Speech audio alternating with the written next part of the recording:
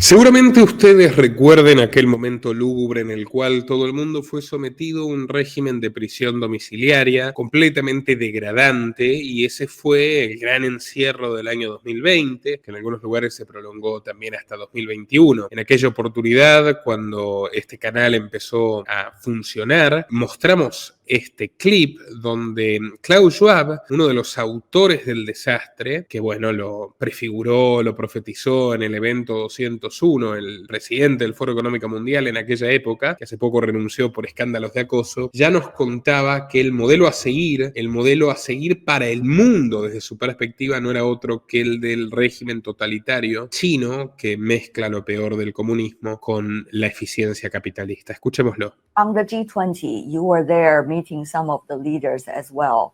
Professor Schwab, what do you make of the result? Finally, they put something as a statement, and it seems quite positive with all the voices included.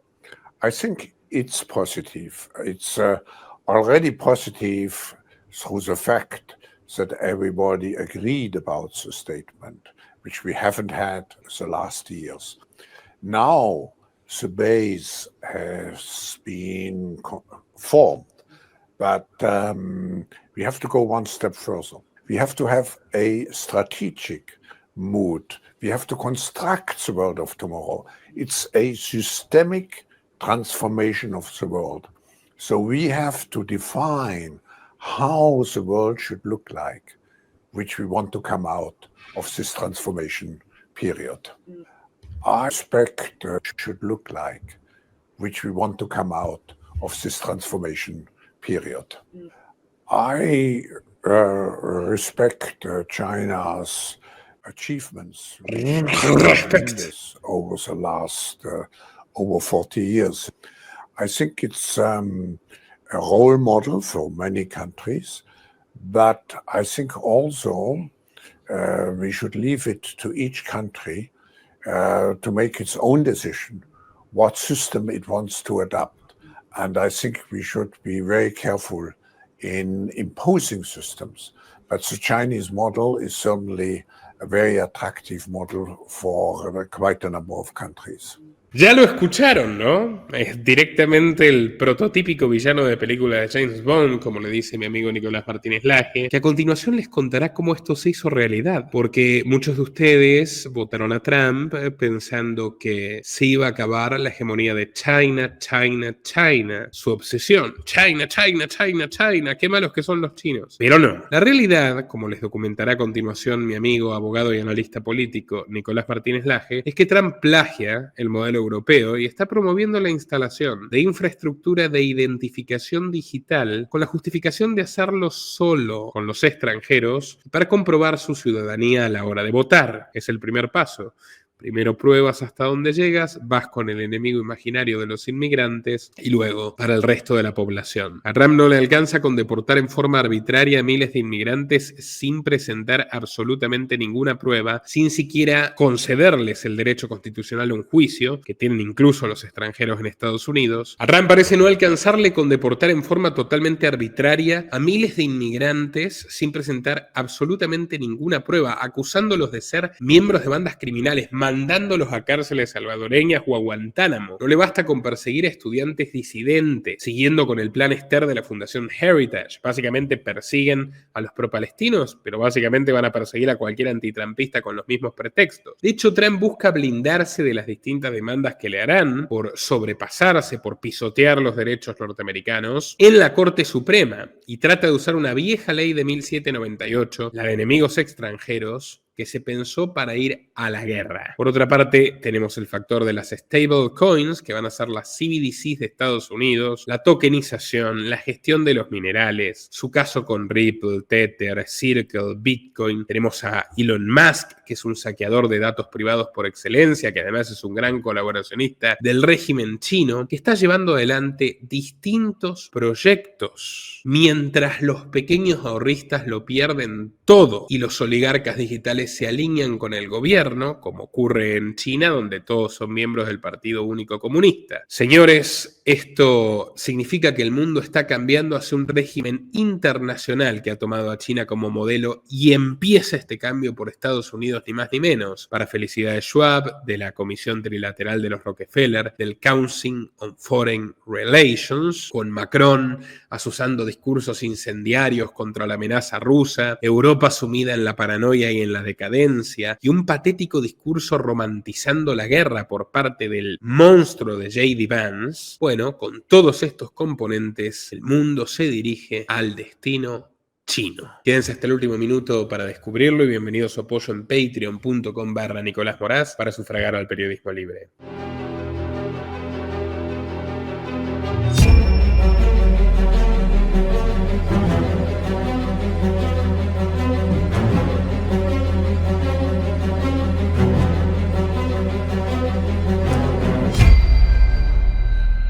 Dale clic al botón de suscribirse y no te olvides de activar la opción de recibir todas las notificaciones para no perderte de nada.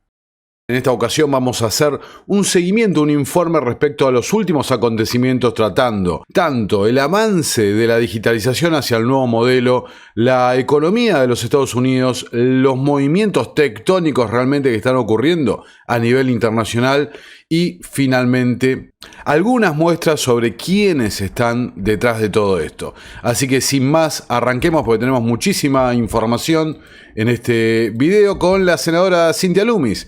¿Se acuerdan lo que dijimos en el último video sobre la revalorización del oro? Bueno, acá lo tenés avanzando la agenda. Podríamos tomar nuestros certificados de oro, que actualmente se mantienen en la Reserva Federal, en los libros, a su valor de 1974, que es de $42 por onza. Ahora, la mayoría de nosotros sabemos que el oro ha subido a cerca de $3,000 por onza. Así que si tomáramos esos certificados de oro, no oro físico, mantengamos nuestro oro físico. Tomemos los certificados de oro, llevémoslos al valor justo de mercado actual y convirtámoslos en Bitcoin. Otras posibilidades que estábamos discutiendo en la sala trasera y que son realmente emocionantes es que Estados Unidos tiene activos de producción de energía. Usemos esos para convertir las capacidades de producción de energía del gobierno de Estados Unidos en producir Bitcoin. Esa es otra forma en la que podemos convertir nuestras regalías que usualmente recibimos en efectivo en regalías en especie a través de Bitcoin. Y hay una multitud de otras ideas para cumplir con los objetivos de la orden ejecutiva del presidente Trump, creando una reserva estratégica de Bitcoin sin gastar un solo dólar nuevo de los contribuyentes. A mí me parece fabuloso porque ya a esta altura me parece que empezamos a entender claramente los mecanismos de los políticos para influir en la percepción pública, ¿no? Entonces, acá en estas declaraciones de la senadora Lummis, que las traigo, no un clipcito de 7 segundos, ¿no? Sino entero realmente. Fíjate, tenés, por un lado, lo que contamos sobre el proyecto de ella, de la revaluación del oro, cómo lo van a hacer, el argumento que plantean, no, mira, esto es sin costo, no te preocupes, bueno, lo vas a pagar de otra forma, como expliqué en el video anterior, y por el otro lado empieza a generarse la intersección entre agendas, lo que dice Lutnick, que también lo mostramos, de la tokenización de los activos reales, de los minerales, de la tierra, de la realidad económica de los Estados Unidos, y por último, ya empezando a abrir la ventana de Overton, respecto a, bueno, a ver, la energía es una cuestión de seguridad nacional, la vamos a utilizar para esto, así que la agenda que venía por el otro lado de, bueno, reducite, empobrecete y demás, bueno, ahí la tenés en pie preparándose para lo que viene después, ¿no? Por cuestión de seguridad nacional, el privilegio lo va a tener otro elemento de la generación de la energía. En última instancia, siempre hay que tener presente que van cambiando los colores políticos de la administración. ¿Se acuerdan? Anthony Sutton, las anteojeras por izquierda y derecha para no ver para dónde vas y lo que viene, ¿no?, de frente. Bueno, van cambiando los colores, pero hay agendas que permanecen en el tiempo, como hay actores que en ciencia política se denominan factores de poder que están influyendo en el establishment, están influyendo en el sistema. No hay un plan, una élite. Hay varios, como lo mostramos en el video de Curtis Yarvin, varios factores de poder que representan distintos sectores de acumulación de capital, distintos sectores oligárquicos que están en conflicto. Ahora, hay momentos donde la agenda va para el mismo lado. Hoy tenés claramente la misma agenda, ¿no? El mismo objetivo, una alineación de los incentivos dentro de las oligarquías tecnológicas y militares del complejo militar industrial. Inclusive una empezando a absorber a la otra, transformándola en un nuevo poder, un nuevo factor de poder. Así que acá la tenés a Loomis. Bueno, a ver, todo está en la misma línea, ¿no? Trump firma un decreto que ordena pedir pruebas de ciudadanía para votar en elecciones federales, escribe CNN. La semana pasada literalmente mostramos, Elon Musk pidiendo identificaciones digitales para ir a votar. Acá ya tenés el comienzo de la agenda. Una agenda, insisto, que la venían impulsando la ID digital por izquierda, con argumentos que no funcionaron, para terminar con el anonimato online, para terminar con el discurso de odio y demás. Bueno, después la derecha la venía impulsando con el tema de los fraudes, supuesto fraude electoral. ¿Cómo termina? Bueno, hubo un punto en común en esa agenda que sí hubo coincidencia, digamos, de incentivos, que era el tema de la protección de los menores en red. Ahora, fíjate cómo avanza el tema. Literalmente, la semana pasada mostrábamos en la red como más presionado al respecto. Acá tenés a Donald Trump hablando sobre esta orden ejecutiva. Y es fácil hacerlo. Y usar boletas de papel, deberíamos tener votación en un solo día. Deberíamos tener identificación de votante. Y solo una cosa más, prueba de ciudadanía en los Estados Unidos. ¿Qué tan simple es eso? Prueba de ciudadanía, ID de votante, votación en un día y boletas de papel. Las boletas de papel son muy seguras, tienen papel con marca de agua. Es algo muy intrincado, es muy tecnológicamente avanzado, aunque sea papel, y no tendrías problemas, no tendrías elecciones deshonestas y las tendrías todas terminadas a las 10 de la noche. ¿Sabes? Francia hizo eso. Y no es que quiera copiar a nadie, pero muchos otros también lo han hecho. Y tuvieron 38 millones de votos y todo terminó a las 10. Hubo un ganador y un perdedor. Eso fue todo. Nadie se estaba quejando. Y lo respaldaron con papel. Y es tan fácil de hacer. La otra cosa es que ahorrarías esto te costaría alrededor del 8% de lo que cuestan las máquinas. Así que el papel sería mucho menos costoso. Así que si estás buscando ahorrar algo de dinero, esa es una buena manera de hacerlo. Así que es una pena que hayamos pasado por esto. Hemos pasado por una mala elección, realmente mala elección. La elección fue tan mala, y piensa, Umar, en ello no habrías tenido el desastre del 7 de octubre con... Bueno, ahí lo tenés a Donald Trump. Ciertamente algunos argumentos son completamente válidos. Es increíble que en todas las elecciones de los Estados Unidos tengan los mismos problemas, un sistema, con muchos defectos. Por supuesto, hay argumentos, no te van a plantear directamente, mirá, queremos digitalizar, tener una base de datos de todas las personas, que todas las identidades, todos los documentos estén digitalizados. Para en última instancia, lo que sí te dice Larry Ellison o Elon Musk, armar un libro unificado, una base de datos unificada de todos los aspectos de la vida de los ciudadanos. ¿Para qué? ¿Para nuestro porvenir? No, claramente que no. Para nuestro control. Entonces, claro, Trump no te va a decir eso. Vos a Trump lo tenés que votar, lo tenés que elegir, ya sea Trump o ya sea del otro espectro político. Los tenés que elegir, entonces no te van a decir la realidad. Te van a decir los problemas ciertos que ocurren. Todo tiene pros y contras, no hay nada perfecto en este mundo. Entonces, claro, te dice ahí argumentos que la gente compra, lo que olvidan. ¿Para dónde termina esto? A mí realmente me vuelve loco. Ahora vamos a ver el tema migratorio, porque yo lo he visto durante toda mi vida, exactamente lo mismo. El Estado con un argumento por eficiencia, por ahorro, por seguridad, principalmente es el mayor argumento que suelen utilizar. Bueno, avancemos un poquito más, y avancemos un poquito más, y avancemos un poquito más. Gente, nunca vuelve a la situación original. Nunca. Hace un poquito más de 100 años, por ejemplo, no existían los pasaportes directamente. Y hoy es una cuestión que está absolutamente normalizada y hasta nos parecería increíble una vida, un mundo sin pasaportes. Pero a ver, la cosa funcionaba así. Insisto, nunca vuelven para atrás en su avance sobre los derechos de las poblaciones. La secretaria de Seguridad, Kristi Noem, visita entonces la cárcel de El Salvador, donde se encuentran detenidos los venezolanos deportados. Acá tenemos el clip que grabó en la cárcel. Aquí en CCOT hoy y visitando esta instalación. Agradezco a El Salvador y su presidente por asociarse con EEU, por traer a nuestros terroristas, encarcelarlos y tener consecuencias por la violencia en nuestras comunidades. Quiero que sepan, si vienen ilegalmente, esta es una de las consecuencias que podrían enfrentar. Primero que nada, no vengan a nuestro país ilegalmente. Serás deportado y serás procesado. Pero sepan que esta instalación es una de las herramientas en nuestro arsenal que utilizaremos si cometen delitos contra el pueblo estadounidense. Aquí en CCOT. ¿No? Ahí la cárcel de El Salvador como una parte de nuestro arsenal directamente, dice Kristi Noem, dando por hecho que todos los deportados son terroristas o son criminales y demás.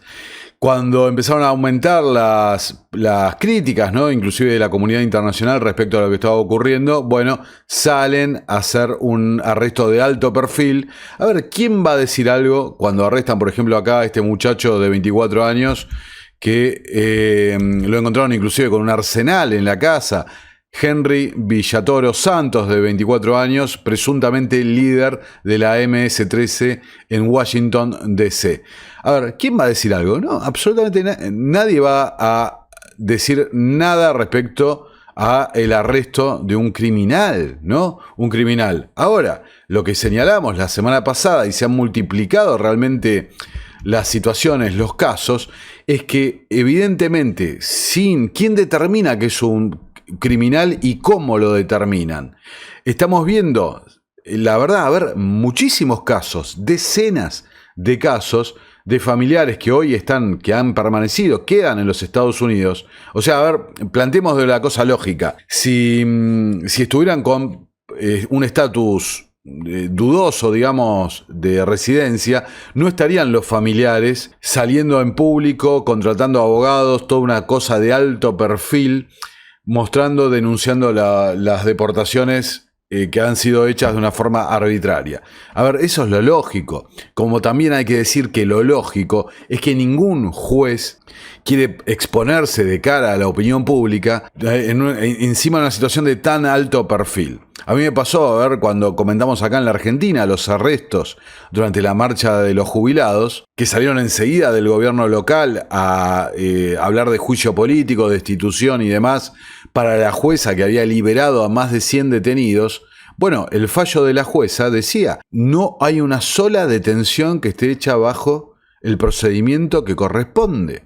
Ni una de más de 100 personas. Ahora, ¿ustedes creen que la jueza quiere exponerse públicamente? ¿Quiere que su nombre esté en boca de todos los funcionarios del gobierno, de todos los medios de comunicación pro narrativa oficial y demás? No, para nada. A ver, lo que pasa es que la jueza tiene bien en claro que si ella seguía adelante con las detenciones, después va a tener 100 pedidos de juicio político de los tipos que estaban detenidos mal, de una forma mal, que cualquier abogado no va a todo de una forma rápida y va a poder destruir esas detenciones y demás y recusar a la jueza y bueno, terminar mal para su carrera política en el Poder Judicial. Entonces, fíjate esta situación, CNN también en el limbo y sin jurisdicción el panorama de los deportados por Estados Unidos a El Salvador. Insisto, gente que está sin acusación en los Estados Unidos, sin un debido proceso en los Estados Unidos, simplemente los funcionarios diciendo, yo soy la ley, yo digo que son criminales, sin aportar ningún tipo de prueba más que un tatuaje, sin más que la aportación de cara. Realmente no tienen proceso en Estados Unidos, no tienen acusación en los Estados Unidos, tampoco lo tienen en El Salvador, que en esta nota increíblemente dicen, bueno, a ver, esta gente está en un limbo legal, porque la Constitución de El Salvador no contempla un aspecto como este. ¿Qué pasa si vos recibís a un arrestás, tenés detenido, privado de su libertad subrayo, privado de su libertad a una persona sin un debido proceso, terminando, ¿viste?, olvidándote del derecho a defensa de juicio, la presunción de inocencia, todas cosas elementales dentro de los derechos inherentes a las personas. A ver, los derechos naturales son previos a la formación de cualquier Estado y cualquier, por ende, legislación positiva estatal. Entonces no me rompan con esto, es un horror.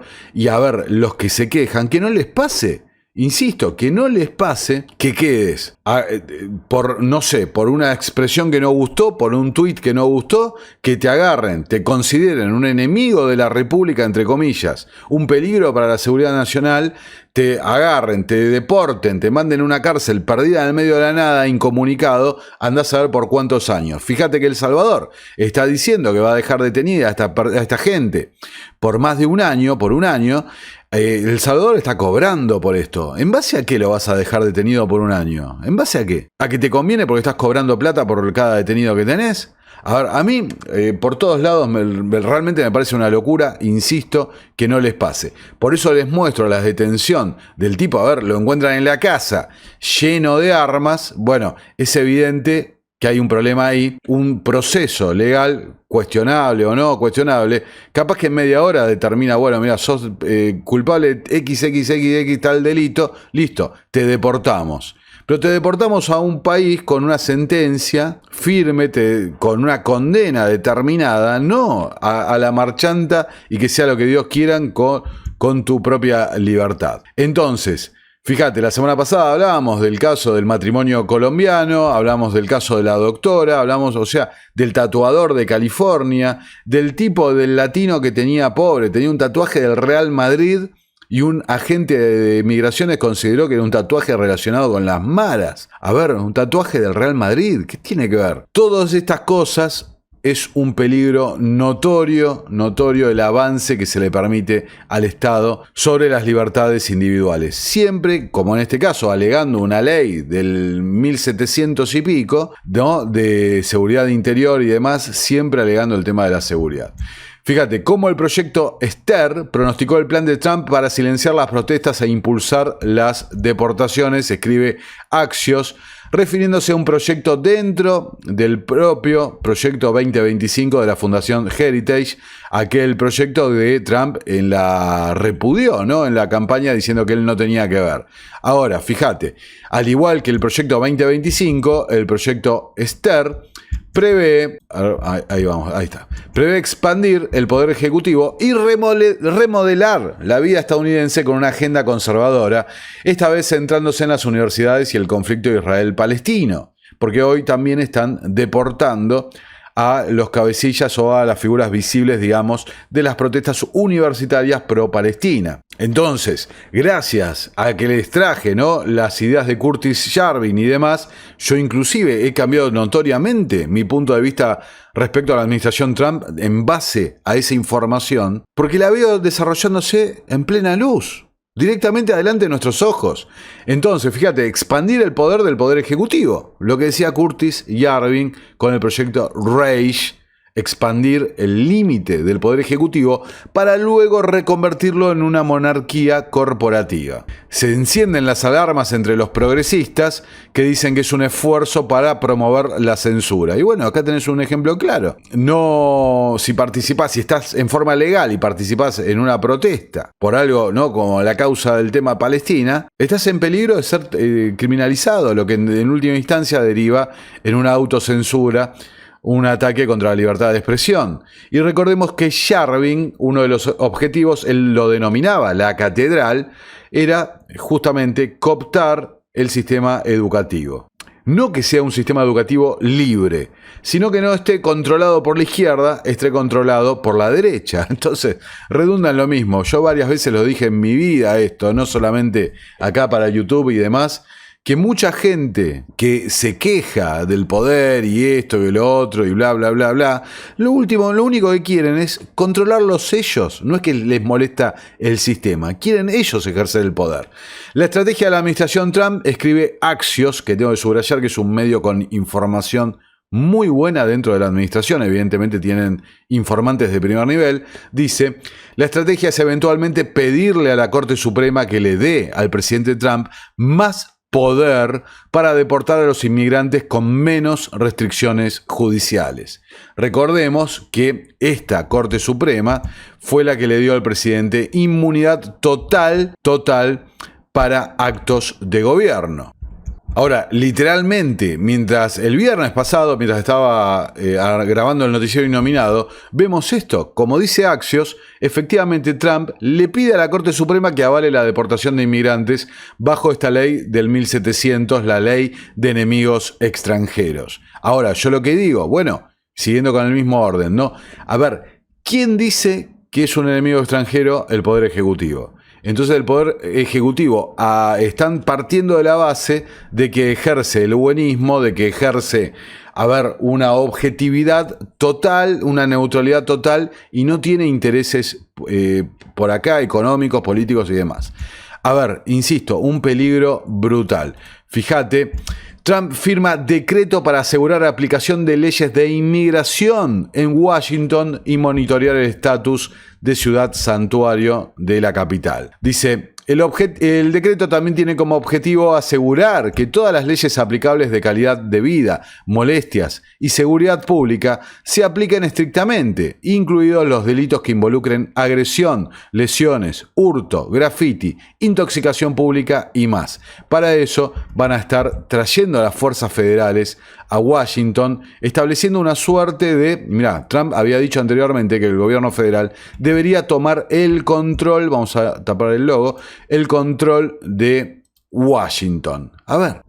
Insisto con lo mismo, ¿no? Lo mismo y lo mismo. Te dicen, que quede más linda Washington, que los grafitis, que esto y lo otro. Habilitando la militarización de la zona, habilitando que cualquier, en serio, delito menor, un grafiti, sea tratado de una forma con una rigurosidad, a mí me parece, en mi opinión personal, excesiva. Las leyes, los códigos civiles, penales y demás, el propio sistema legal de los Estados Unidos, ya está. Entonces, ¿por qué la necesidad de reforzar y avanzar sobre los poderes del Poder Ejecutivo? ¿Por qué avanzar sobre la federalización de los estados? ¿Por qué avanzar hacia la centralización y concentración del poder? Bueno, la respuesta, sin lugar a dudas, está en el video de Curtis Yarvin. Queremos reformar completamente el sistema político de los Estados Unidos, comenzando por la figura del Poder Ejecutivo, el poder presidencial. Y para eso, también fíjate Axios, la nueva orden de Trump que echa gasolina a la búsqueda de datos de Doge. ¿A qué se refiere? Dice, el presidente Trump firmó una orden ejecutiva la semana pasada que obliga a las agencias federales a derribar las barreras internas para compartir datos gubernamentales sin nuevos requisitos de ciberseguridad para evitar el uso indebido o las fallas en los datos. Entonces, esta orden le otorga al Doge de Elon Musk, que oficialmente no está dirigido por Elon Musk, aunque todo el mundo, en un grado de hipocresía notable, sabemos, ¿no? Un grado de como amnesia colectiva, todos sabemos que es Elon Musk quien lo dirige. Entonces, insisto, el mismo plan de Yarvin. Lo que pasa es que las redes sociales y la gente de Silicon Valley, que ahora están de este lado y ahora descubrimos que siempre estuvieron de este lado, quizás antes inclusive promoviendo que el péndulo vaya hacia un extremo para provocar la reacción para el otro y en definitiva ser ellos los que se beneficien de la remodelación del sistema, bueno, ahí está. Entonces le otorga al Doge y a otras agencias un amplio acceso a datos personales confidenciales, es decir, abrir las compuertas para que ya no hayan más críticas ni más entorpecimientos a la toma de datos, a la toma del oro digital, no Bitcoin, me refiero a los datos sensibles de todo la administración, de todo el aparato del Leviatán estadounidense, ¿no? Entonces ahí está y rápido tenés la reacción. Fíjate, la administración Trump quiere que USAID esté en la cadena de bloques. Primero que lo iba a desaparecer, después que lo iba a absorber la Secretaría de Estado.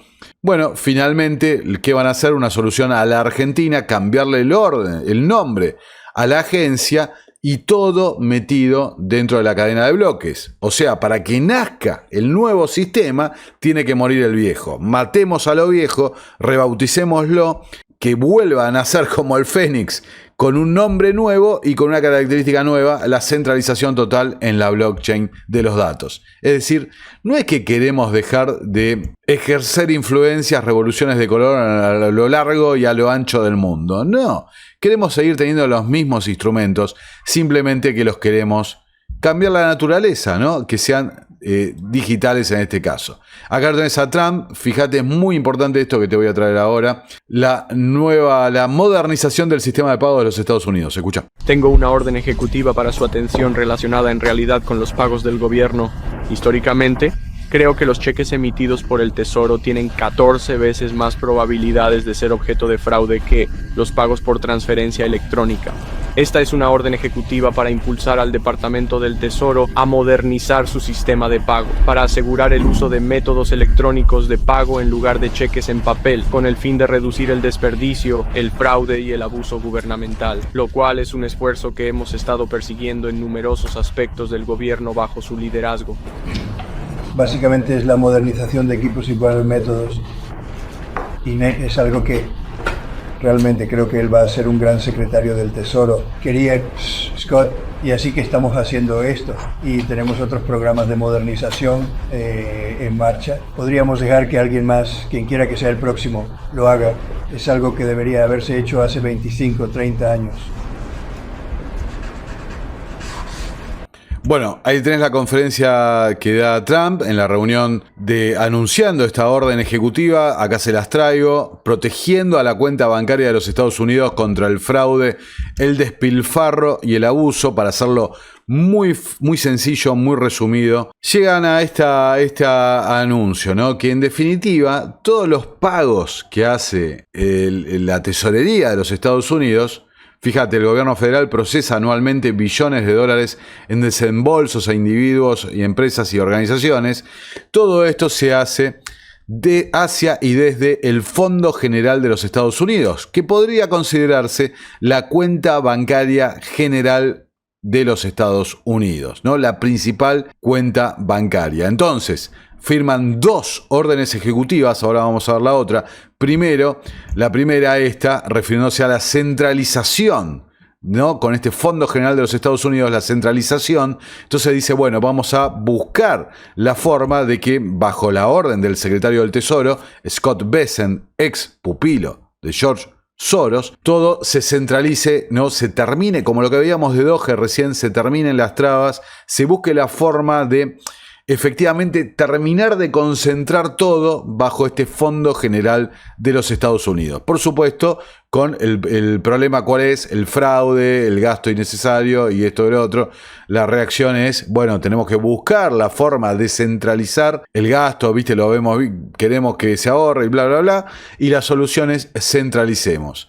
Acá en Fox, hablando al respecto, gente de Doge, ahí con Musk a la cabeza, fíjate. Y es alarmante como las operaciones financieras y la gestión financiera están organizadas hoy en día. En realidad, solo hay una cuenta bancaria que se utiliza para distribuir todo el dinero que sale del gobierno federal. No, ahí tenés el tema planteado de cara al público. Solo hay una cuenta bancaria, que es la que, en realidad no es que hay una sola, pero hay una que, la verdad, por el volumen de operaciones, ocupa, ¿no?, un grado total de centralización. Entonces, listo, concentrémoslo 100% ahí. Hablando de una cuenta bancaria, es grande. Hace un par de semanas. Tenía 800.000 millones, pero es la cuenta general del Tesoro. Así que, cuando escuchas, ya sabes, a algunos de mis colegas aquí, de lo que están hablando en términos de fraude, tienes que preguntar, bueno, ¿por qué se permite que esto suceda a nivel financiero? Bueno, en realidad es bastante simple, pero alarmante. El Tesoro hasta ahora, y gracias al presidente Trump, estamos arreglando esto. De hecho, hubo una orden ejecutiva que él firmó el otro día, que está protegiendo la cuenta bancaria de América porque realmente es el dinero de los contribuyentes. No, ahí está la cuenta bancaria, la orden ejecutiva que les mostré, efectivamente. Ahora, insisto, de cara al público, ¿dónde lo ve? El público lee las órdenes ejecutivas muy pocos. El público lee las noticias muy poco. ¿Qué hace? El público lo ve por acá, por las redes sociales y demás. Entonces acá tenés a los burócratas totalmente desconocidos, grises, tecnócratas literalmente, que salen a defender la causa. Sí, mirá, estamos centralizando esto por esto y por esto, por esto. Entonces, no tengan miedo que no hay ningún peligro en que el Estado tenga centralizado todas sus operaciones. Al contrario, es para monitorearlas mejor por su bien, para que paguen menos impuestos y esto y lo otro. ¿Sabes? Estamos cambiando la cultura. La cultura ha sido no mucha preocupación y no mucho compromiso con hacer lo correcto en relación con las operaciones financieras. Hay 500 mil millones de dólares de fraude cada año. Hay cientos de miles de millones de dólares en pagos indebidos y no podemos pasar una auditoría. El informe financiero consolidado es producido por el Tesoro. No podemos pasar una auditoría. Tenemos debilidades materiales. Lo que eso significa es que si yo fuera un CFO de una empresa pública, efectivamente sería removido. No podría presentar estados financieros. No podría emitir valores. ¿No puedes pasar una auditoría? No se puede pasar auditoría. Gobierno no puede pasar auditoría. Es imposible. De hecho, Ahí está, ¿no? Lo veíamos la semana pasada que expertos en auditoría decían, pará, no están cumpliendo ningún estándar de una auditoría. Lo que están haciendo es robarse los datos. No están, primero, están omitiendo completamente las auditorías que hay, los informes que señalaban graves problemas dentro del Estado, que ya están, las oficinas estatales que están dedicadas a esto, lo están omitiendo completamente. Inclusive, lo que dije, los expertos en auditoría no cumplen los estándares, no cumplen ningún tipo de normativa, regulación, no solucionan nada, ni siquiera lo que ya estaba propuesto en otro lugar que solucionen. Es simplemente, lo decían literalmente, un robo de datos. Para pasar una auditoría, necesitas la información para pasar una auditoría. Necesitas los códigos de pago. Necesitas la explicación de pago. Necesitas un contacto para entender el pago. No era obligatoria hasta hace poco, hace solo unas semanas. ¿Quizás la semana pasada? Sí, estamos sirviendo a más de 580 agencias. Y así hace muy poco, efectivamente podían, digamos, hacer el pago y el Tesoro simplemente lo enviaba lo más rápido posible. O sea, más allá de esto, ¿no? Fíjense el timing. La semana pasada mostramos se estaba cuestionando esto y ahora salen a decir, no, en realidad no podemos hacer las auditorías por esto o por lo otro. No la podés hacer porque no tenés las autorizaciones correspondientes, porque no sos Musk, no sos un funcionario público, porque no está claro el estatus. Pero más allá de eso, les dijeron, tampoco están, lo que expliqué antes, no están cumpliendo ningún tipo de, cómo se hacen las auditorías, ningún estándar internacional de cómo se hacen las auditorías. Entonces, acá lo tenés a la gente esta planteándole, insisto, de cara al público para que generar esa reacción, ¿no? Auditen bajo el estándar de ellos. ¿Y cómo es el estándar de ellos? Bueno, acá está la segunda orden ejecutiva que hacía referencia, modernización de los pagos hacia y desde la cuenta de los Estados Unidos. Para hacerla muy sencilla, muy corta, esta orden ejecutiva lo que dice, bueno, el fraude con el pago con cheques, el fraude con el pago efectivo y demás, listo. Digitalicemos todos los pagos del Tesoro de los Estados Unidos. Primero, centralicémoslo. Segundo, todo sale a partir de ahora digitalizado y próximamente en la blockchain pública controlada por Elon Musk y demás.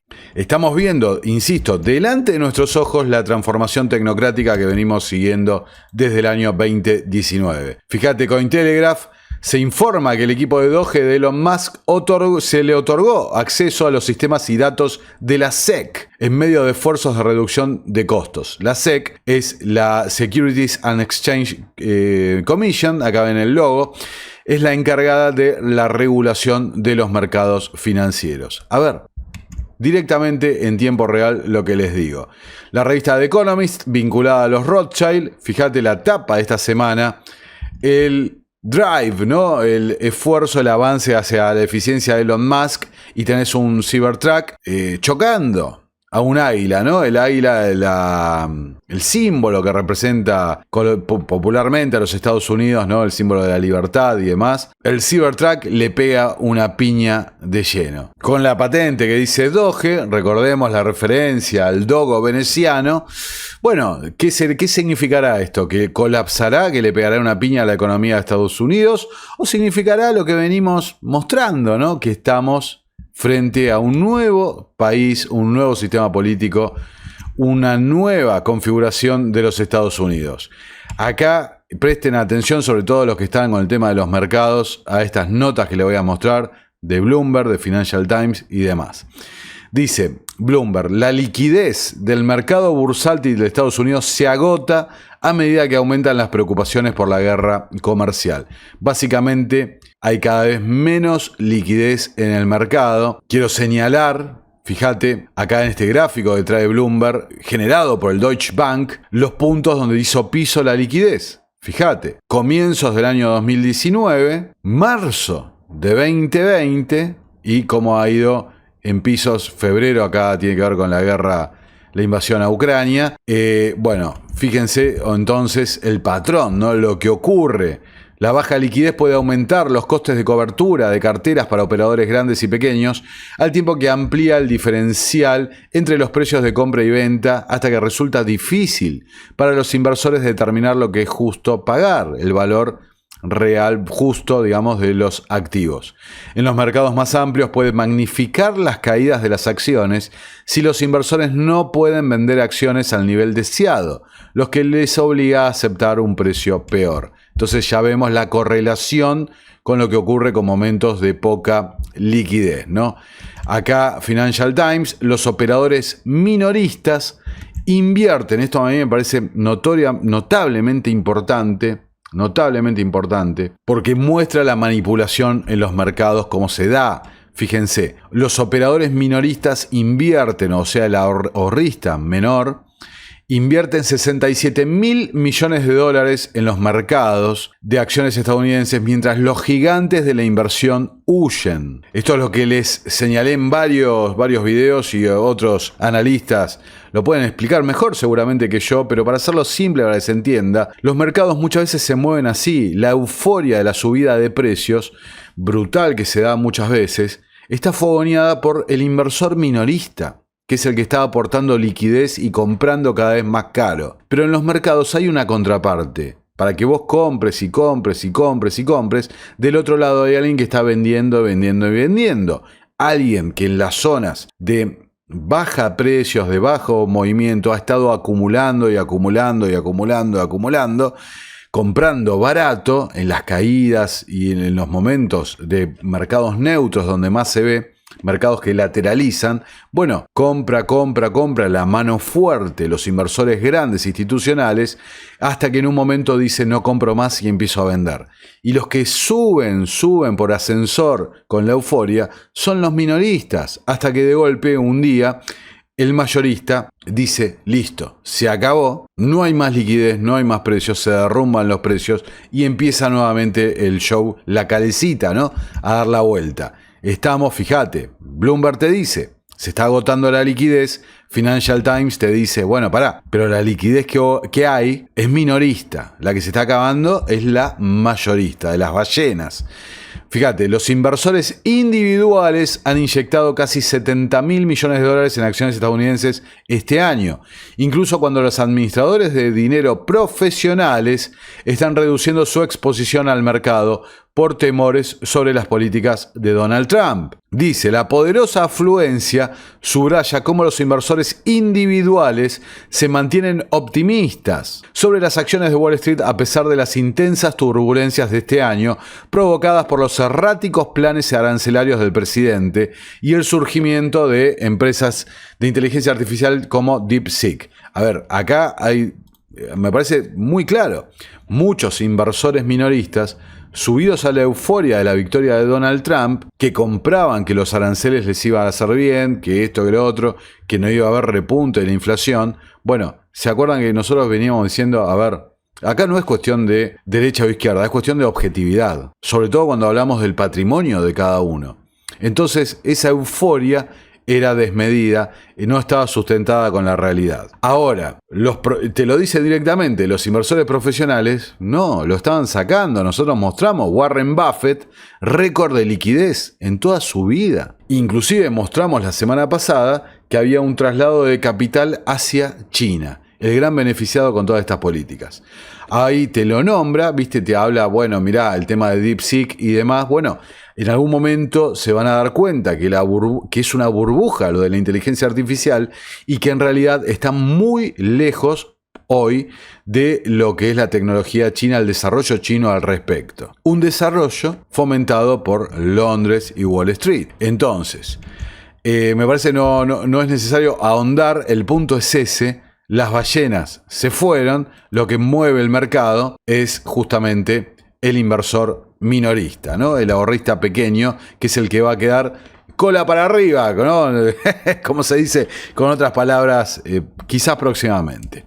Financial Times, más con lo mismo, fíjate, estadounidenses adinerados buscan refugio de Donald Trump en los bancos suizos. Banqueros privados y gestores de inversión informan de gran aumento de clientes que trasladan sus activos a Suiza. Entonces, literalmente, te lo dicen con todas las letras, tenés las ballenas, los fondos de inversión, haciéndose de liquidez para ellos, la liquidez del mercado mayorista se va, la única liquidez que queda es el minorista, que encima están comprando en una forma poco sostenible en los datos, para hacerlo de una forma suave.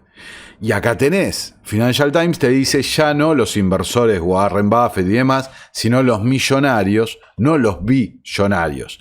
Los millonarios ya se están moviendo a otros lugares, asesorados por quién. Bueno, imagínense por quién, por las ballenas. Váyanse a lugares estables. Acá les traje, esto es algo quizás un poco no habitual que yo lo traiga en este canal. Acá es el gráfico, fíjate, el Standard & Poor's 500. Vamos a ir a una frecuencia semanal, es decir, que cada velita, ¿no?, que están viendo ahí representa una semana. A ver, vamos a tratar de agrandarlo para que lo vean bien. Ahí tenés, ¿no? Cada velita entonces representa una semana de calendario. Y esto acá les estoy mostrando yo mi propio análisis. No es para nada una recomendación. Me puedo equivocar, veremos. Pero en mis gráficos, mi análisis, esta línea roja que ven acá abajo es lo que marca el Rubicón, digamos, ¿no? Y fíjense que se está sosteniendo el mercado estadounidense en el Rubicón. Si esta velita, ¿no?, la próxima semana cruza el Rubicón, como ya lo ha cruzado, con una mecha, como se dice en los mercados, ¿no? Vamos a agrandar, fíjate, ¿no? Ya una mecha lo ha cruzado, lo han tanteado, lo ha explorado el mercado. La semana que viene se cruza el Rubicón, agárrense, porque para mí hay, por supuesto, una búsqueda acá quizás en la zona de los 5.000, 4.000 y pico, ¿no? Pero la última línea, que es generalmente la que en zonas de crisis se va a buscar, que es la azul, para los que me preguntan, representa la media de 200 móvil. Fíjate, desde la cima, comprando, viste, tras la victoria de Donald Trump, una caída del 23% casi de los mercados, ¿no? Desde la cima, comprando en la euforia de la victoria de Donald Trump. Atención, a estar atentos, simplemente seguirlo. Vos fijate, la línea esta de 200, la que les digo, se alinea completamente, vamos a achicar un poco el gráfico, se alinea perfectamente con los momentos esos que estábamos mostrando de falta de liquidez en el sistema, la invasión rusa a Ucrania, la catástrofe de 2020, en 2019, cuando hubo un rescate de los bancos que fue muy poco publicitado, que luego derivaría en el plan de BlackRock de el Going Direct y demás, ¿no? Así que atención con todo esto. Fíjate, el Banco de Inglaterra comienza pruebas de estrés, simulacros de días del juicio final, así le ponen para traer calma, sobre los 7 mayores prestamistas bancarios, 7 mayores instituciones bancarias del Reino Unido.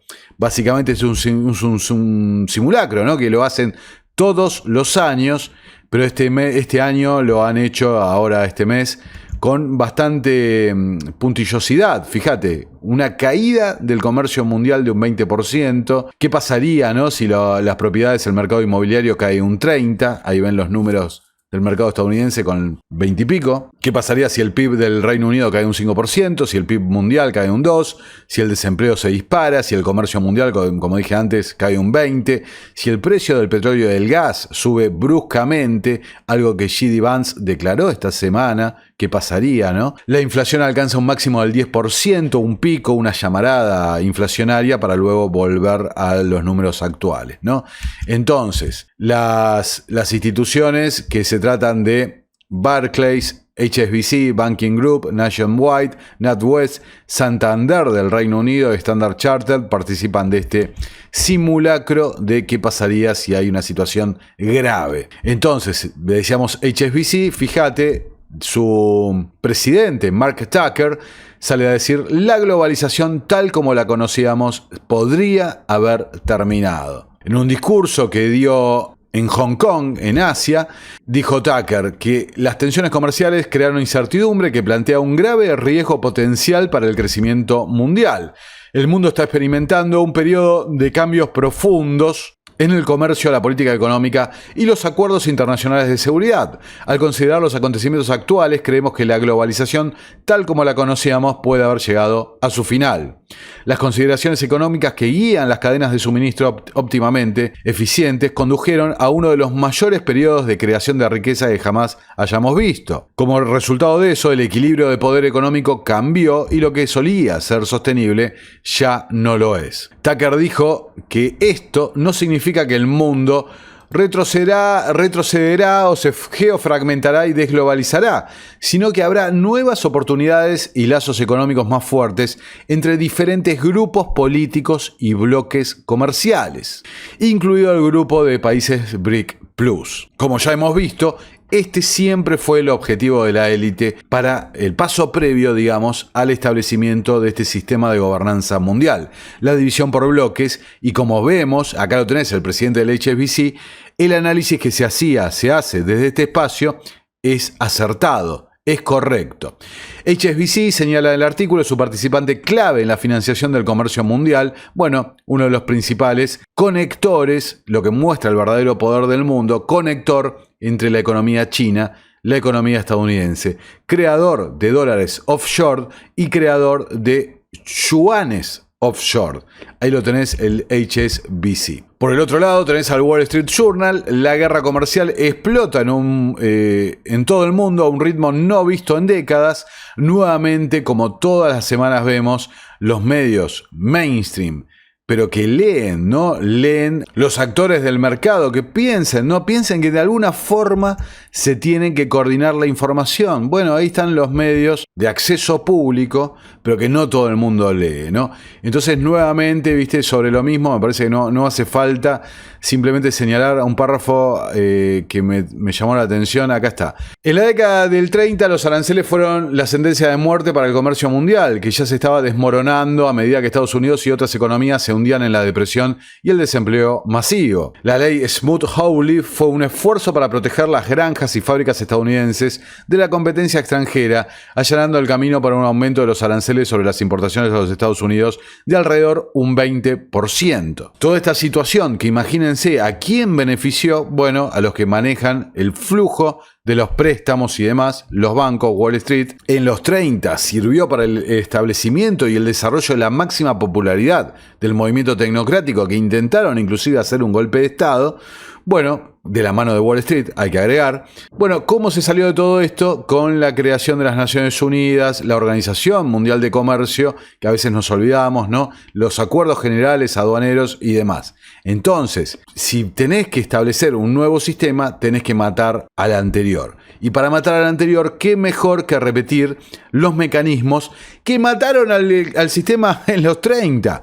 ¿Entendés? Es la misma jugada repitiéndose una y otra vez. Lo que me hace pensar que con Trump vamos a ver quizás el nacimiento, ¿no? Estamos viendo la gestación, quizás veamos con Trump el nacimiento y con la administración subsiguiente veamos florecimiento, para decirlo de alguna forma, el crecimiento de esta nueva criatura, ¿no? Entonces, Financial Times, los socios comerciales de Estados Unidos advierten sobre represalias a los aranceles del 25% de los automóviles de Trump. Todos lo vimos que a la industria automotriz le aplicó este arancel especial de 25%. Uno de los más golpeados es Tokio, Japón. Acá en el Financial Times, Japón se preocupa por la durabilidad de la alianza con Estados Unidos. Entonces, de vuelta a lo mismo.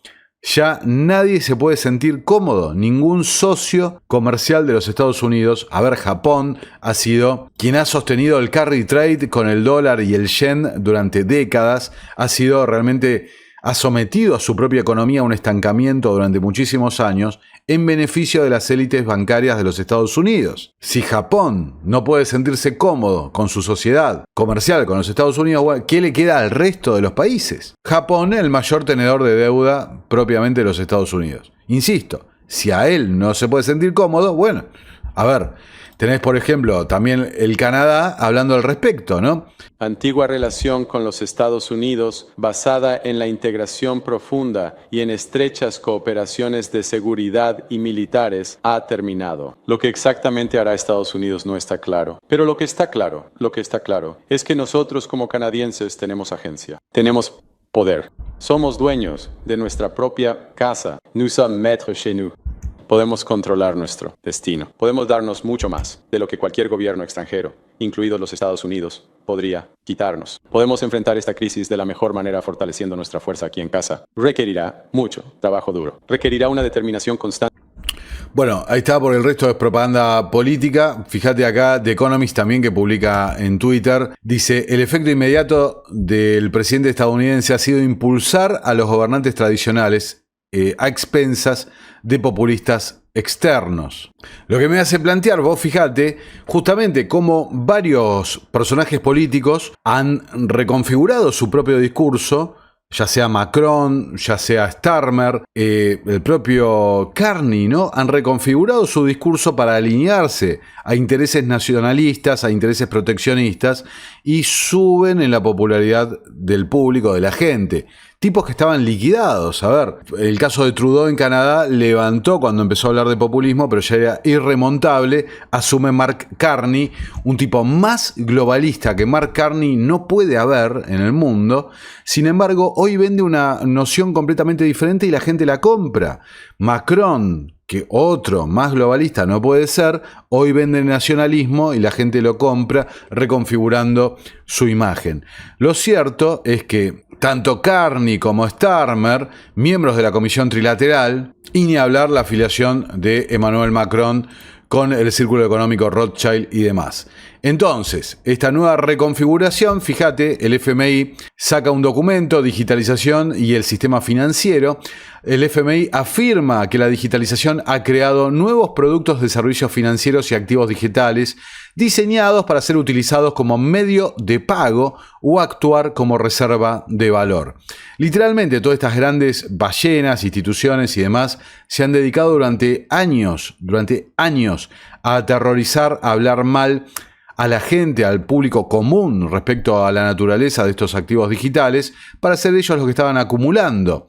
Únicamente una minoría muy pequeña de gente ha ido comprando, ha ido acumulando, lo han visto de otra forma, y son los que se van a beneficiar junto a estas élites, por supuesto en otra magnitud, ¿no? No es lo mismo los holdings, la tenencia que puede tener BlackRock que lo que puede tener un inversor local, ¿no? Entonces, acá vemos cómo se empieza a marcar el terreno. La cámara de blockchain, fíjate lo que decían representantes de Wyoming. En ese sentido, tenemos un anuncio un poco emocionante que hacer aquí. A partir de hoy, la Comisión de Tokens Estables ha contratado formalmente a Layer Zero como socio de distribución de desarrollo de tokens. Y ya tenemos tokens estables de Wyoming en varias redes de prueba. 7 de nuestras cadenas candidatas. Hablaremos un poco más sobre eso más adelante, pero estamos increíblemente emocionados de contar con el apoyo del equipo de Layer Zero y estamos emocionados de tener las pruebas en marcha. Entonces, dicho esto, gobernador, ya estamos llegando al fondo de lo que Wyoming está haciendo en la emisión de tokens. Cuéntenos un poco más sobre la trayectoria de Wyoming en el espacio de criptomonedas, blockchain y activos digitales. Desde 2016 se han presentado 70 proyectos de ley, 40 de ellos promulgados, la mayoría de ellos bajo su mandato. Entonces, ¿por qué Wyoming se involucró en este espacio para empezar? Bueno, creo que parte de ello es simplemente el hecho de que tenemos el ecosistema adecuado para el desarrollo. Es un gobierno completamente accesible. Podemos cambiar rápidamente. Podemos hacer que las cosas sucedan. Y en 2016 tuvimos a varias personas que se acercaron a algunos de los legisladores y dijeron, saben, aquí hay una nueva oportunidad que deberíamos considerar. Podemos hacer algo con DAO. Podemos hacer algo con lo que llamamos un banco rápido. Instituciones depositarias de propósito especial. No podemos comenzar a involucrarnos ampliamente en el mundo de las criptomonedas y los activos digitales. No, ahí tenés al gobernador de Wyoming, bueno, presto a lanzar su stablecoin de Wyoming. Entonces, no tendrá Estados Unidos una CBDC como la entendemos en otros países, tendrán stablecoins, CBDCs estatales. Hasta que llegue la stablecoin, la CBDC oficial de la Reserva Federal. A ver, esto lo comenté el otro día en el chat del último video que estrené. Si están haciendo un gemelo digital del sistema financiero actual, digitalizado, ¿no? Un gemelo digital, bueno, es un sistema de dos capas separadas, la mayorista y la minorista. Son separadas, no se cruzan, no se tocan. Entonces el dinero mayorista no circula por el circuito minorista. Si lo están replicando, necesitas un dólar mayorista. Y ese dólar mayorista te lo va a dar la CBDC de los Estados Unidos. No será bajo Trump, porque el público no lo acepta ya. Será bajo otra administración cuando el público lo vea como una solución. Quizás cuando vean que tienen una CBDC por cada estado, bueno, digan, listo, no puede ser, centralicemos todo en una CBDC estadounidense, ¿no? Y ahí tenés. Quizás. Gestor de fondos de criptomonedas, dice Zero Hedge, se trata del mayor arbitraje de la historia de la humanidad. De ahí el gobernador de Wyoming también decía, se nos acercó gente a sugerirnos la legislación, ¿no? Bueno, así funciona. Hablando de las stablecoins y la capacidad de usarlas para pagos, ¿cuál es tu opinión al respecto? Sí, mira, gente, creo que si vas, hay 8.000 millones de personas en el planeta. Si pudieras ir a cada una de esas 8.000 millones de personas y preguntarles, ya sabes, oye, puedes denominar tu riqueza en cualquier activo. Oro, acciones de Apple, S&P, 500 euros, ya sabes, yenes, lo que quieras.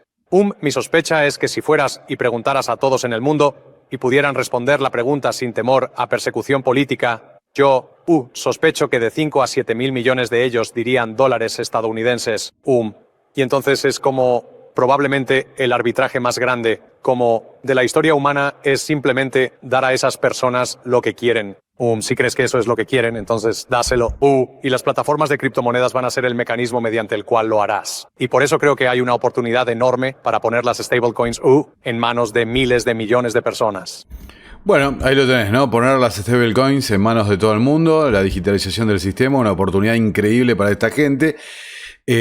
También una oportunidad increíble para sacarse un gemelo digital, licuar la deuda del sistema viejo, crear un nuevo sistema y el oro, como siempre, porque el dinero perfecto ha sido el oro, como siempre el oro sirve de ancla a todo, ¿no? La tokenización del oro estadounidense podría beneficiar a Bitcoin, y sí, esa es la funcionalidad como hemos visto, mostrando otra vez que estamos en el camino correcto en la investigación. La idea de tokenizar o rastrear las reservas de oro de Estados Unidos para que sus movimientos sean transparentes en una blockchain no funcionará de la misma manera fiable que Bitcoin, pero podría hacerlo, podría ayudar a la criptomoneda, dice un analista del New York Digital Investment Group. Seguramente haya un cisne negro con el tema del oro, ¿no? La verdad que sí. Los tecnócratas desatan una guerra global por la supremacía de las criptomonedas, escribe Patrick Wood, el autor de Technocracy, The Hard Road to the World Order y Technocracy Rising, el mayor investigador respecto al tema de la tecnocracia, socio de Anthony Sutton, y escribe, fíjate, adiós a lo viejo, viva lo nuevo, bienvenidos al gran reinicio. Mientras el efectivo se retira de la circulación mundial, gobiernos y tecnócratas compiten por dominar un sistema de pagos global que controlará todo el comercio y a todas las poblaciones. El efectivo proporciona anonimato, mientras que los sistemas globales de pago con criptomonedas destruyen la privacidad por completo. El plan original para implementar la tecnocracia ya está en marcha y los tecnócratas se enfrentan a los gobiernos. Los tecnócratas ya tenían un plan para una dictadura científica en 1932, lo que venimos diciendo, mientras que los gobiernos permanecieron desinformados de todo esto hasta hace poco. Ahora los tecnócratas han tomado control del gobierno estadounidense, motor del capitalismo mundial. Han cooptado al presidente Trump de la misma manera que la Comisión Trilateral consumió al gobierno de Jimmy Carter entre el año 76 y 1980. Carter era miembro de la Comisión Trilateral.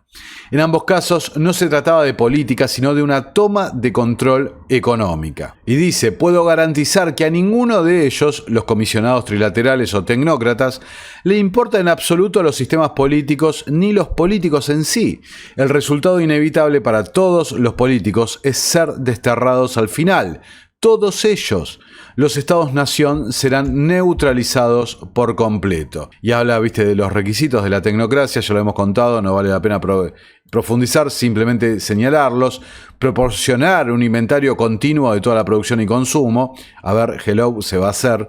Proporcionar un registro específico de todos los bienes y servicios, dónde se producen y dónde se utilizan. Proporcionar un registro específico del consumo de cada individuo, además de un registro y descripción del propio individuo. Algo que se va a realizar en la blockchain. Ya lo dicen, ¿no? Medios de control, lo decía Musk, transmisión de información. Acá tenés a Paul Atkins, el nominado por la administración Trump para dirigir la SEC, la Security and Exchange Commission, que ya vimos que tiene Doge acceso. Escuchá lo que decía en el Congreso. Desde 2017 he liderado esfuerzos de la industria para desarrollar mejores prácticas para la industria de activos digitales. He visto cómo la regulación ambigua e inexistente de los activos digitales crea incertidumbre en el mercado e inhibe la innovación. Una de las principales prioridades de mi presidencia será trabajar con mis compañeros comisionados en el Congreso para proporcionar una base regulatoria firme para los activos digitales a través de un enfoque racional, coherente y con principios. Así que este es un momento crucial para nuestra economía. Emprendedores, empresas e individuos aquí en casa y en todo el mundo están ansiosos por invertir en América ahora que el presidente Trump está al mando. Sin embargo, el entorno regulatorio actual para nuestro sistema financiero inhibe la inversión y a menudo castiga el éxito. Regulaciones poco claras o excesivamente politizadas, complicadas y onerosas sofocan la formación de capital. Inversores estadounidenses están inundados de divulgaciones que hacen lo contrario. De ayudarles a entender los verdaderos riesgos de una inversión, es hora de restablecer prioridades y devolver el sentido común a la SEC. Estoy ansioso por comenzar a trabajar para los mercados e inversores estadounidenses. Si soy confirmado, mi objetivo será asegurar que Estados Unidos sea el mejor y más seguro lugar del mundo para hacer negocios. Bueno, ahí lo tenés a Paul Atkins, más de lo mismo, ciertamente, mostrando esta transición a un nuevo sistema. Fíjate que yo quería señalar un aspecto acá. Mirá, la revista Foreign Affairs, que es justamente la revista del Council on Foreign Relations, saca un artículo, China ya ha rehecho el sistema internacional, cómo el mundo adoptó el libro de jugadas económicas de Pekín. Fíjate, dice: aranceles y proteccionismo, restricciones a la inversión, medidas diseñadas para impulsar la producción nacional. La política económica de Washington, de repente, se parece mucho a las políticas de Pekín durante la última década o más o menos, como una política china con características estadounidenses.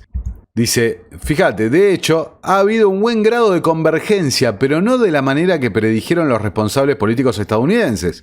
En lugar de que China se parezca a Estados Unidos se está comportando como China. Argumentar que Estados Unidos debe reafirmar su liderazgo para preservar el sistema basado en reglas que estableció es perder el punto. El capitalismo de Estado nacionalista de China domina ahora el orden económico internacional. Washington ya vive el mundo de Pekín. Acá el mismo autor, Patrick Wood, señala en otro artículo, refiriéndose a esta columna del CFR, algo bastante apropiado de decir. Vos fíjate, es cierto, ¿no? El modelo siempre dijimos era China. Ahora, ese proteccionismo chino, Estados Unidos lo está adoptando bajo el mandato de Donald Trump, que tiene muy buena relación con China. Musk es un socio privilegiado de China. Y acá dice Patrick Wood, bueno, pero no nos olvidemos de una cosa. el neoautoritarismo, ¿no? La tecnocracia, que ya la revista Time del miembro de la Comisión Trilateral, Hadley Donovan, promocionaba el modelo tecnocrático chino en el año 2001, un orden tecnocrático chino que se estableció gracias a la influencia de la Comisión Trilateral y el Council on Foreign Relations en la propia China, gracias a las gestiones de Henry Kissinger, Zbigniew Brzezinski y David Rockefeller. Recuerden este artículo, ¿no?, del año 2023, que lo hemos mostrado en su momento. La Comisión Trilateral, en su reunión en Nueva Delhi, llama este año, el 2023, el año 1 del nuevo orden, mientras debatían sobre China, las potencias intermedias y ChatGPT. Es alucinante, pero han logrado el cometido. Están ganando, han logrado el objetivo que han tenido durante tantos años. Acá fíjate, simplemente para señalar algo, la reunión Bilderberg del año 2019. Acá tenés a Eric Schmidt de Google, Peter Thiel, hoy figura clave, Reid Hoffman, todos de la mafia de PayPal, digamos, el rey de Holanda, multimillonarios turcos, el socio de Palantir de Peter Thiel, Alex Karp, que decía que se llevaba su esterilla de yoga para la reunión, Microsoft, el jefe del servicio de inteligencia danés, hoy con todo el tema de Groenlandia en la mira, el jefe de la compañía armamentística francesa Thales, Patrice Cain, que ahora vamos a hablar de Europa. Atención con esto, Matthias Döpfner, miembro del comité ejecutivo del grupo Bilderberg, al igual que Peter Thiel, director ejecutivo del gigante de los medios de comunicación alemán Axel Springer, el presidente de Suiza, el presidente del Foro Económico Mundial, sin foto, el yerno y lugarteniente de confianza de Donald Trump, Jared Kushner, el yerno de Donald Trump, acompañado de Mike Pompeo, todos reunidos acá, Henry Kissinger, Ana Botín del Banco Santander, David Petraeus, ex director de la CIA y ahora financiero de Wall Street, el ex jefe del MI6, y ahora en la junta del gigante petrolero BP, Mark Carney y demás. Me parece que ya he hecho la idea para que nos fijemos, ¿no? Dice, los principales ciudadanos de Estados Unidos y Europa se reúnen en la reunión previa, ¿no?, a la crisis de 2020. Acá está la lista que hicieron pública de participantes y demás. Todos son los que hoy están en el juego, ¿no? Fíjate, decía de Matthias Döpfner, el director del gigante de los medios alemán Alex Springer, miembro del comité ejecutivo de Bilderberg, al igual que Peter Thiel, su hijo Moritz Döpfner, bautizado en Alemania como el J.D. Vance alemán, financiado por Peter Thiel, $50 millones para su fondo de inversión, el de Moritz Döpfner, es decir, repitiendo la jugada que ya habían hecho con Vance en Alemania y en otros países. Pero son todos miembros del mismo club, el Club Bilderberg, Trilateral, etcétera, etcétera, Chatham House y demás. Entonces, en Europa, decía, Unión Europea propone que hogares guarden kits de supervivencia para 3 días antes de posibles crisis, psicopateando a la ciudadanía europea. Se viene una crisis, todo para que, en mi criterio, para que acepten, aprueben, no contradigan, ¿no?, la idea de este fondo de rearme europeo, que hablan abiertamente de quedarse con los ahorros de la gente y demás, ¿no? Acá lo tenés a Emmanuel Macron. Y el ejército ucraniano y las fuerzas de reafirmación, hoy, Rusia se opone a ello, ya que Rusia siempre ha dicho que ni siquiera quería un ejército ucraniano. Así que les aseguro, no hay acuerdo de Rusia. También les aseguro la idea que tenemos del derecho internacional, y que no es Rusia quien va a elegir lo que sucede en el territorio ucraniano. Así que está bien acordado y vamos a avanzar y trabajar en ello. Y por lo tanto, habrá una fuerza de reafirmación con varios países europeos que se lamentan, ¿no? Esta fuerza de reafirmación ya abriendo la puerta literalmente para esta idea vieja de el ejército europeo, ¿no? Un ejército común. Parecería que todas estas medidas que están ocurriendo, fíjate, sirven para terminar de sellar la idea de una Europa unida en una sola administración, una sola organización administrativa burocrática, la Unión Europea, terminar con la idea de, ya fíjate, ya tienen una moneda común, ya tienen un parlamento que tiene soberanía, tienen un cuerpo que tiene mando, ¿no? Lo único que le falta es una agencia de seguridad común para terminar de cerrar el círculo sobre la poca soberanía que le puede quedar a Europa. Europa entonces quiere invertir miles de millones de dólares en sus propias empresas de defensa, la idea de Mario Draghi, la idea que impulsa Macron, lo que impulsa Ursula von der Leyen, ¿no? El rearme europeo. Ahora te dicen abiertamente, observadores del mercado, dicen que es posible que no se pueda excluir a las empresas estadounidenses. Todo termina en el mismo lugar, fíjate, ¿no? Literalmente te dicen que ni siquiera podemos proveer la pólvora sin la ayuda del complejo industrial militar estadounidense, que está controlado ¿por quién? Por los bancos de Wall Street, BlackRock y demás, ¿no? Así que todo termina... Siempre los beneficiados son los mismos, no sé si se dan cuenta, ¿no? Así que aquí está el plan básico. Esto es lo que vamos a hacer. Vamos a invertir en el cuerpo de marines y en todo el ejército de los Estados Unidos como nunca antes lo hemos hecho. Más de $1 billón vamos a invertir en fortalecer la base manufacturera de este país. Para que ustedes, cuando vayan a la guerra, cuando tengan que ir a la guerra, tengan las mejores armas. Cuando vayan a la guerra, cuando tengan que ir a la guerra. En cualquier parte del mundo. Sabemos por la larga historia de los Estados Unidos de América que, aunque la punta de lanza del poder estadounidense son todos ustedes, realmente importa lo que tengan en sus manos y lo que lleven en sus espaldas cuando vayan a la guerra. Y así les prometí desde el presidente de los Estados Unidos que si tenemos que enviarlos a la guerra, los enviaremos con el mejor equipo, la mejor munición, las mejores armas y yo diría, no, esta gente no es la punta de lanza, es la carne de cañón, ¿no? Que quede claro ese aspecto.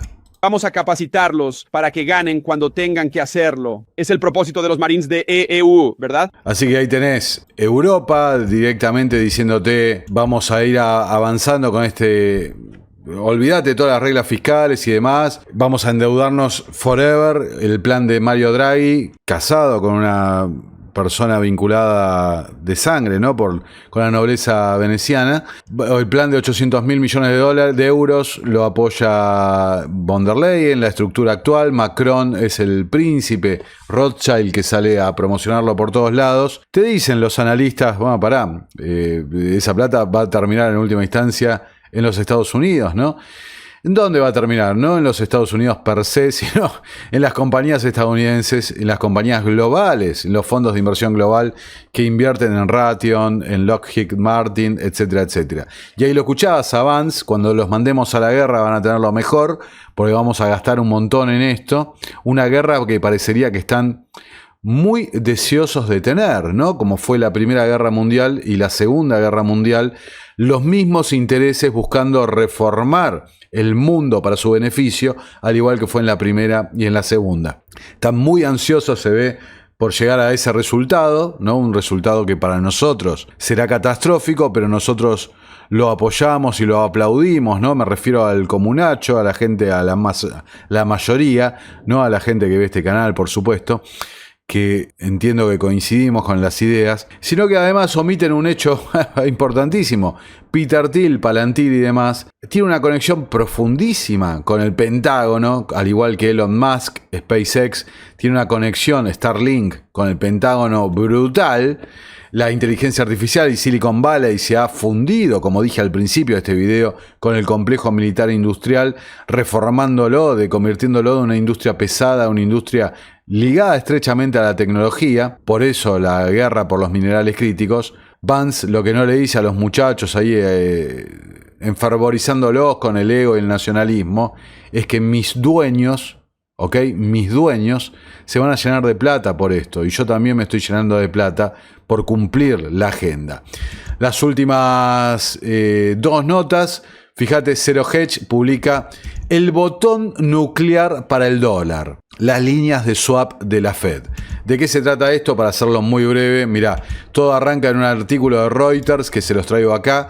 Algunos funcionarios europeos sopesan si pueden confiar en la Reserva Federal para obtener dólares bajo Trump.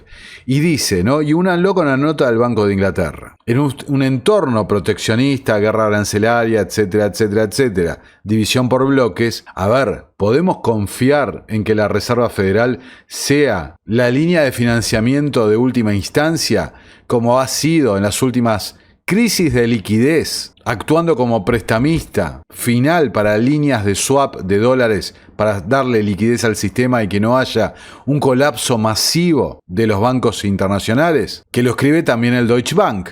El uso de aranceles por parte de Estados Unidos para promover sus objetivos geopolíticos y económicos sigue dominando los titulares en 2025. Sin embargo, la influencia de Estados Unidos sobre el sistema financiero mundial supera con creces la del comercio. Yo alguna vez les dije, esto no va por el comercio, va por una guerra de divisas. Va, ahora empezamos a entender, por dominar el sistema que se viene. Entonces, la influencia en el comercio no es tan relevante. La influencia de Estados Unidos es sobre el sistema financiero mundial, en particular el uso del dólar como moneda de reserva global. Entonces acá dice, analizamos esta situación.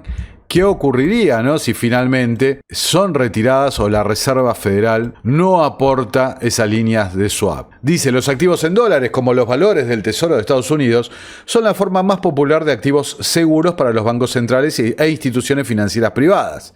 Por otra parte, el dólar también sigue dominando. Tanto el comercio internacional como los préstamos transfronterizos representan el 40% y el 47% respectivamente.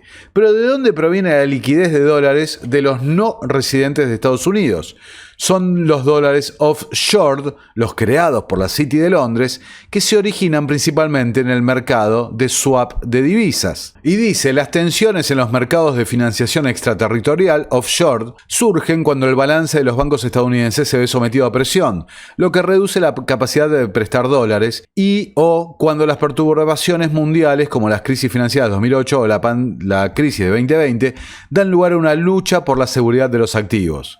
Los bancos se vuelven renuentes o incapaces de refinanciar estos préstamos en dólares a corto plazo garantizados, lo que resulta en una crisis de liquidez. Ahí es donde interviene la Reserva Federal, como única fuente de dólares de alto poder, al igual que un banco central nacional proporciona liquidez a los bancos locales. La Fed entonces actúa como prestamista internacional de última instancia en tales periodos de tensión y financiamiento del dólar. Ahora, señala, fíjate, en última instancia, una eventual situación donde ocurra esto, una retirada de la Reserva Federal, recordemos que no es un banco central común, la Reserva Federal. Es un sistema de Reserva Federal con los bancos que son dueños, ¿no?, encabezados por la franquicia de Nueva York, dueña, ¿no?, el principal accionista, JP Morgan Chase. Entonces, esta retirada de la Fed equivaldría a una suspensión del papel del dólar como la moneda más segura de las monedas mundiales. La duda sobre un compromiso de la Fed para mantener la liquidez en dólares, especialmente frente a los principales aliados, acelerarían los esfuerzos de otros países para reducir su dependencia del sistema financiero estadounidense, lo que en última instancia conduciría a una menor propiedad extranjera de activos estadounidenses y a un debilitamiento generalizado del papel del dólar del sistema financiero mundial. Es instructivo que los grandes rivales económicos de Estados Unidos como China y Rusia no disfruten de líneas de intercambio con la Reserva Federal, o sea, no tienen swap con la Fed, pero sí tienen oro, y hayan apuntalado sus sistemas financieros mediante una importante acumulación de reservas oficiales o mediante la desdolarización. En última instancia, escribe el Deutsche Bank, si estas preocupaciones se extendieran a los aliados de Estados Unidos, probablemente crearía, en nuestra opinión, el impulso más significativo para la desdolarización global del dólar desde la creación de la arquitectura financiera global de la posguerra. Esto no es menor, insisto, lo escribe el Deutsche Bank, uno de los accionistas de la Reserva Federal de Nueva York. Esto habilitaría una crisis fenomenal a nivel mundial y habilitaría la creación del nuevo sistema de Bretton Woods. Bravo Research publica acá en Twitter el aumento, la deuda mundial, lo que ha ido creciendo desde el año 97 en particular, ¿no? Fíjate que todo arranca con la salida de Bretton Woods, años 71, años 75, 71, todo el mecanismo que se ha dado a partir de ahí, pero del 97 para acá, ha sido exponencial el aumento de la deuda. Todo un síntoma de que lo que estamos viendo son los estertores, ¿no? El final, la agonía del sistema actual, y estamos viviendo justamente la transición hacia ese nuevo sistema que no nos agarre desprevenido, porque muchos van a quedar absolutamente destruidos, dependientes probablemente de un sistema de renta básica universal promovido por los tecnócratas de Silicon Valley y demás. Amigos, compartan en WhatsApp, Twitter, Telegram, Facebook, en todas sus redes y grupos, y no se olviden de pasar por nuestro documental sobre Bill Gates y sus secretos criminales. El más completo de YouTube en español, una historia interesantísima, realidad que supera la ficción. Muy recomendado. Hasta la próxima. Nuestro trabajo depende de tu apoyo. Para que siga siendo posible, realiza tu aporte desde tan solo $3 por mes a través de Patreon, en los enlaces que figuran en la descripción o en el comentario fijado. También podés hacerlo vía Bitcoin o desde la opción Unirte de YouTube. Y si estás en Argentina, elegí el medio de pago de tu preferencia a través de Mercado Pago. Quienes nos apoyen en Patreon a partir de $5 mensuales tendrán acceso a análisis, entrevistas, conferencias y documentales exclusivos. También tenemos opciones para sponsors. Así que publicita con nosotros a través de patreon.com/Nicolás Moraz.